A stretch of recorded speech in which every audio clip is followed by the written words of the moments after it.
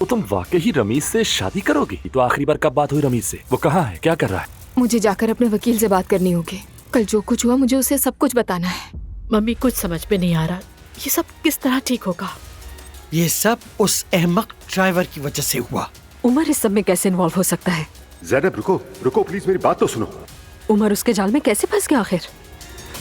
Uncle, किस तरह के इंसान हो तुम? और मुझे अंकल मत कहो।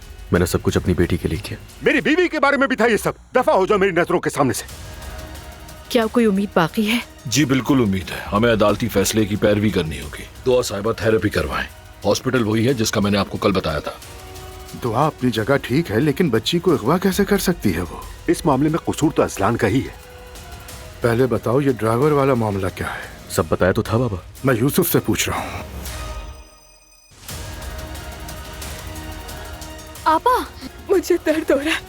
आपा को बहुत तकलीफ हो रही है, वो रो रही है, कुछ समझ नहीं आ रहा। देखती हो, जिन्होंने एक छोटी बच्ची को माँ से दूर किया, उन्हें इसकी कीमत चुकानी पड़ेगी।